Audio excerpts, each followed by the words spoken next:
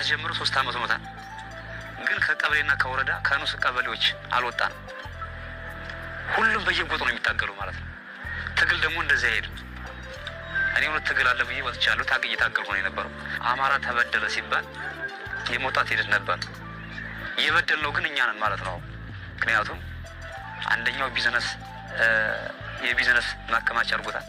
አንደኛው ልጁን እያስተማረ ልጁን የተመቻቸ ቦታ እያስቀመጠ፣ አንደኛው ደግሞ የድሃ ልጅ በየቦታው እየሞተ ህይወት እየገበረ ህይወት እየከፈለ ይገኛል ማለት ነው። ስለዚህ ጦርነት ለማንም አይበጅም፣ ለማንም አይጠቅም። ፍቅሩ በአንድ ወቅት እኔን አድራሻውን ስጡኝ ወይንም የቤተሰቦቹን አድራሻ ይህ የአማራ ጠላት ነው ሲል ነበር። ብዙሃኖቻችሁ እንደዛ እንዳላችሁት ማለት ነው።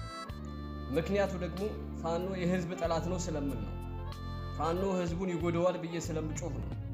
ፋኖ ህዝቡን ችግር ላይ ይጠለዋል ብዬ ስለምጮህ ስለዛ ነበር። አሁን ደግሞ እንደሰማችሁት በራሱ አንደበት እኛ ራሳችን የአማራ ጠላት ነን፣ የህዝብ ጠላት ነን ብሎ መሰከረ። አያችሁ፣ በፖለቲካው ትርፋማ መሆን ማለት ይህ ነው። እኔም ስል የነበረው ህዝባችንን አደጋ ላይ ይጥለዋል ነበር። አብዛኞቻችሁ አንዴ በብሔር አንዴ በህዝብ እየመጣችሁ ይህ ጠላት ነው ስትሉኝ የነበራችሁ ሰዎች እነዚህ ግለሰቦች ህዝቡን አደጋ ላይ ከጣሉት በኋላ የሆነ ሰዓት ላይ እጅ ይሰጣሉ ስላችሁ ነበር። አሁን ህዝባችን መከራ ውስጥ ይገባል እያልኩ ስናገር ነበር። በራሳችሁ አንደበት እየሰማችሁ ነው። አሁን ማን ቀረ? የቀሩትም እንደዚህ እያሉ ነው የሚገቡት። ተግባብተናል። እነ ፍቅሩ ሞክረውት ነው።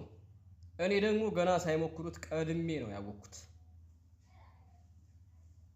አገሬ ሰላምሽ ይብዛ።